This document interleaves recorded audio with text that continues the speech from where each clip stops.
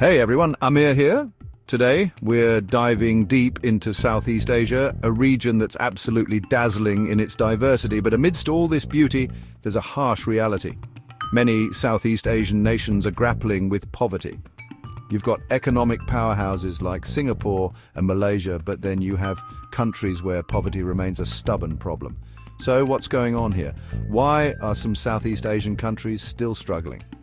Well, that's what we're here to explore. Let's dive in. To understand the present, we have to rewind the clock way back. We need to delve into the annals of history to uncover the roots of today's realities. For centuries, European powers saw Southeast Asia as their own personal treasure chest. They arrived with grand ambitions, driven by the allure of untapped wealth and resources. They swooped in, exploited the region's rich resources, and established systems designed to extract wealth for their own empires. Rubber, spices, minerals. Everything was fair game. These colonial powers weren't interested in building up Southeast Asia. They were interested in propping up their own economies back in Europe.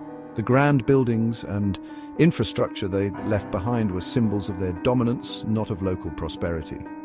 When colonial powers finally packed up and left, they left behind a legacy of economic dependence, underdeveloped industries, and political systems often designed to serve the interests of the few, not the many. The struggle for true independence had only just begun.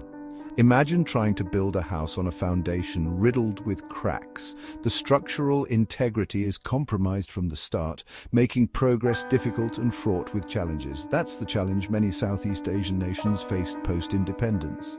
Leaders had to navigate a complex landscape of inherited problems while striving to create a new path forward.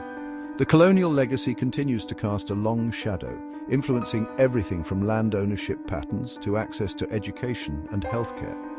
The echoes of colonialism are still felt in the disparities and struggles that persist today. Okay, so colonialism left many Southeast Asian countries on shaky ground. Another major factor hindering progress is a potent cocktail of political instability and corruption. This is a region that's seen its fair share of turmoil, coups, military dictatorships, civil wars, you name it. When governments are constantly in flux, it scares off foreign investors who crave predictability. And then there's corruption, which acts like a disease, eating away at the fabric of society. Corruption erodes trust in government, discourages innovation, and perpetuates inequality. It's often the poorest and most marginalized who bear the brunt of this instability and corruption. Now, let's be clear, Southeast Asia isn't poor. In fact, it's brimming with natural resources. But here's the catch. The distribution of this wealth is about as uneven as a poorly baked cake. In many Southeast Asian countries, a small elite often controls a disproportionate share of the land, resources, and political power. This concentration of wealth creates a system where the rich get richer and everyone else struggles to make ends meet. This inequality isn't just unfair, it's a major roadblock to development. When a large portion of the population lacks access to education, healthcare, and economic opportunities, it holds the entire country back. Chapter 4. Trapped in the fields, the limits of agriculture. Agriculture is the backbone of many Southeast Asian economies, providing livelihoods for millions. It is a way of life deeply rooted in tradition and culture, shaping the social and economic fabric of these regions. But this dependence on agriculture, especially small-scale farming, makes these nations incredibly vulnerable. Climate change exacerbates these vulnerabilities, bringing unpredictable weather patterns, droughts, and floods that can devastate crops and livelihoods.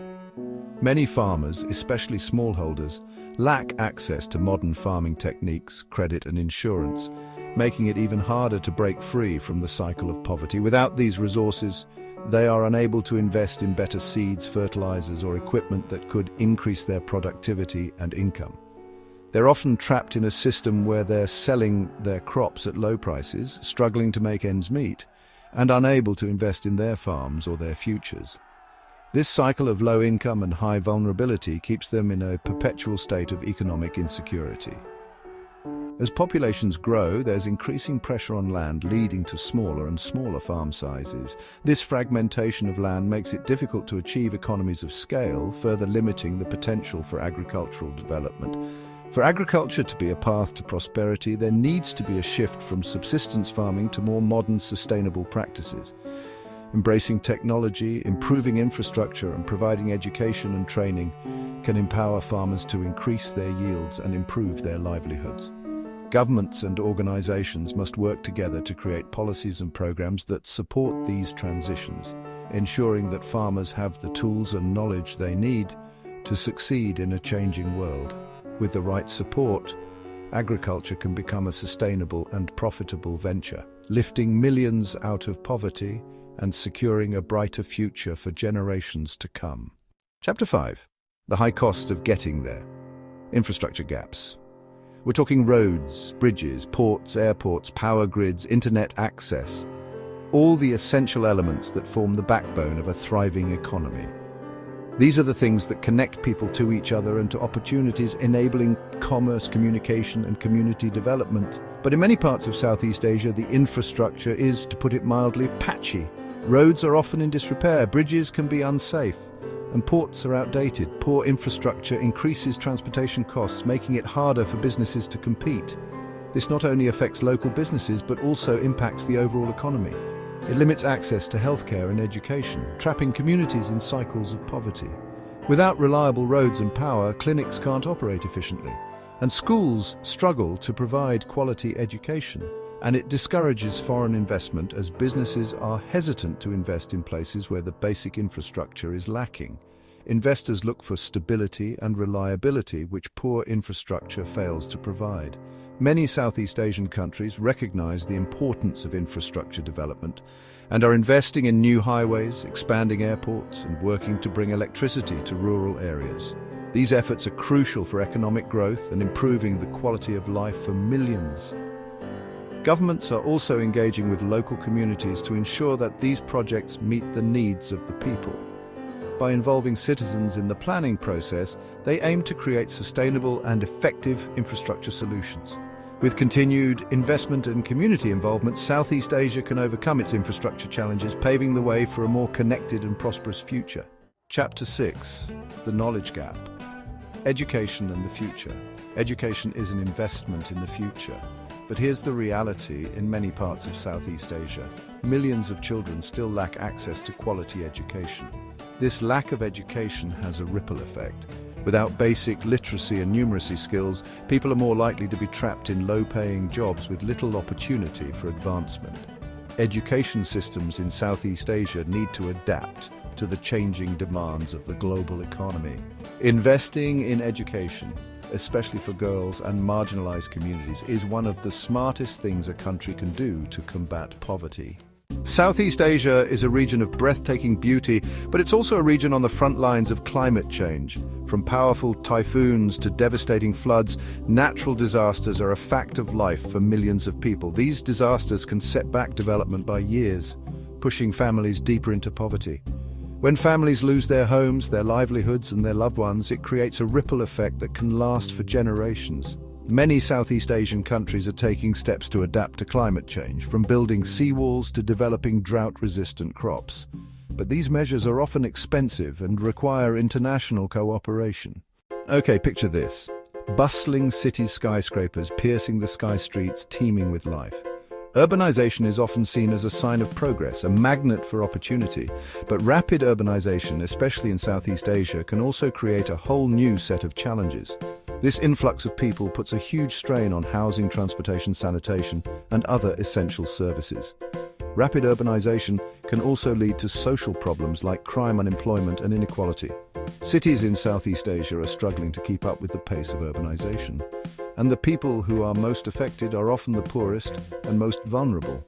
For cities to be truly livable and sustainable, they need to be planned carefully. All right, let's talk about globalization. Countries are more connected than ever before, trading goods, services, and capital at an unprecedented rate. This interconnectedness can lead to economic growth, job creation, and access to new products and technologies. But it also makes countries more vulnerable to global economic shocks. Many Southeast Asian countries are heavily reliant on exports, particularly in industries like manufacturing, agriculture, and tourism. This dependence on a few key industries makes it harder for Southeast Asian countries to diversify their economies. They're stuck in a pattern of producing low-value-added goods, which keeps wages low and limits their ability to move up the value chain. So, We've covered a lot of ground, and I know it can feel overwhelming. Despite all these challenges, Southeast Asia is also a region of incredible resilience, creativity, and dynamism. The path to prosperity isn't easy, and there's no one-size-fits-all solution. But there are reasons to be hopeful. By tackling corruption, investing in education and infrastructure, promoting sustainable development, and empowering marginalized communities, Southeast Asian countries can create a brighter future for all their citizens. It's like planting a garden. With the right ingredients and a lot of love, even the most barren land can blossom into something beautiful. So, that was a whirlwind tour of some of the key challenges facing Southeast Asia. We've covered a lot of ground, from the legacies of colonialism to the complexities of globalization. Understanding the problem is the first step to finding solutions. Don't forget to share your thoughts in the comments below. What resonated with you most? What surprised you? And most importantly, what actions do you think are necessary to address these challenges? Let's keep the conversation going.